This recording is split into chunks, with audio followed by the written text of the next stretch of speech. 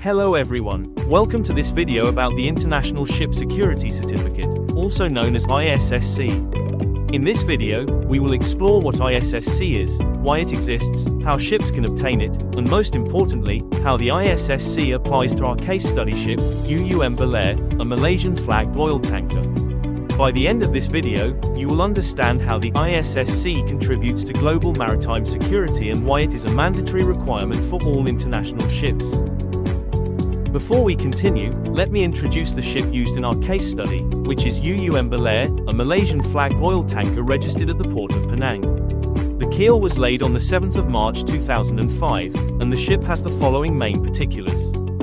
These details help us understand the size and characteristics of Belair before we explain how the ISSC applies to this ship. Now, let's take a closer look at what the ISSC is. The ISSC originates from the International Maritime Organization, IMO, following the September 11, 2001 attacks in the United States.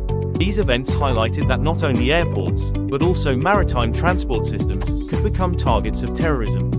The IMO responded by creating the International Ship and Port Facility Security Code, ISPS Code, in 2002. Under the ISPS Code, the ISSC was introduced as a mandatory certificate to ensure that ships adopt proper security measures. The ISSC forms part of the SOLAS Convention, responsible for ensuring safety of life at sea. On the 1st of July 2004, the ISPS Code became compulsory under SOLAS Chapter 11.2. Requiring ships and ports to adopt stronger security controls to prevent threats such as terrorism, piracy and armed robbery, smuggling and sabotage, unauthorized access to ships, and attacks during port operations. This global standard helps protect the maritime industry, which is responsible for over 80% of world trade. Which ships must hold ISSC? According to the ISPS Code, the ISSC is mandatory for 1. Ships of 500 GT and above, including cargo ships. 2. Passenger ships on international voyages. 3. High-speed craft. 4. Mobile offshore drilling units. Our case study ship, Belair, has a gross tonnage of 28,927 GT and operates internationally. This makes the ISSC a compulsory certificate for its operations. The ISSC confirms that the ship has an approved Ship Security Plan, SSP. The ship has undergone security verification by the flag state or a recognized security organization, RSO, and the company responsible for the ship has implemented the ISPS code requirements properly. Without this certificate, Belair cannot trade internationally.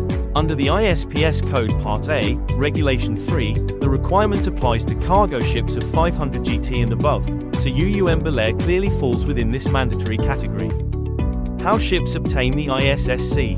To obtain the ISSC, a company must follow a structured process. 1. Conduct a ship security assessment, SSA.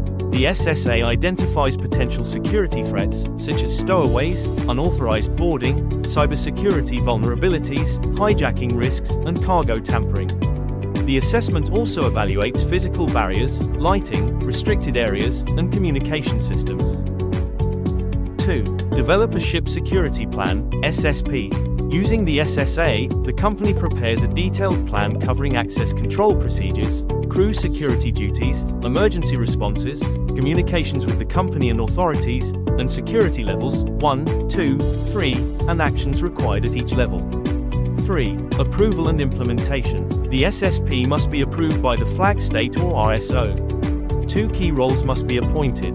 Company Security Officer, CSO, to oversee security across all company ships, and Ship Security Officer, SSO, responsible for implementing the plan on board. The ship is then verified through an audit. Once compliant, the ISSC is issued. What about validity, inspection and penalties? The ISSC is valid for 5 years, with an intermediate verification between the 2nd and 3rd anniversary. During port state inspections, officers may check whether the certificate is valid, whether the SSP is being followed, security drills and crew knowledge, records of security incidents and training and access control and restricted area procedures. If Belair fails to comply, consequences include ship detention, fines, increased inspections, delay of cargo operations, and losing the right to enter foreign ports. For example, if its ISSC expires or the SSP is not implemented properly, the ship may be denied entry to secure terminals. How ISSC applies to UUM Belair. In Malaysia, the ISPS code is enforced under Part 5 of the Merchant Shipping Ordinance 1952, as amended by the Merchant Shipping Amendment and Extension Act 2007, Act A 1316. The Marine Department of Malaysia acts as the designated authority, DA, responsible for ship security compliance. For UUM Belair, this means it must carry a valid ISSC at all times. Its Ship Security Plan, SSP, must be approved by the Malaysian Flag Administration or by a recognized security organization, RSO, authorized under Section 249X of the MSO 1952. The ship must have a trained ship security officer, SSO, on board. Security drills, training, and record keeping must be conducted and updated regularly, in line with ISPS requirements, and the ship must operate under the appropriate security level, 1, 2, or 3, depending on the threat situation declared by the flag state, port state, or company. Through these measures, Malaysia ensures that Malaysian flag vessels like UUM Belair comply with international maritime security standards and maintain a strong security reputation globally. To sum up, the ISSC is crucial for ensuring that ships maintain strong security measures against global threats. For UUM Belair, complying with the ISPS code ensures safe operations, international acceptance, and trust from port authorities. By meeting these standards, the ship and company demonstrate their commitment to protecting crew, cargo, and the maritime industry. We have reached the end of this video. I hope you now have a clearer understanding of the ISSC under the ISPS code and how it applies to UUM Belair. That's all for a video. Thank you. See you in the next video. If you enjoyed it, don't forget to like and subscribe.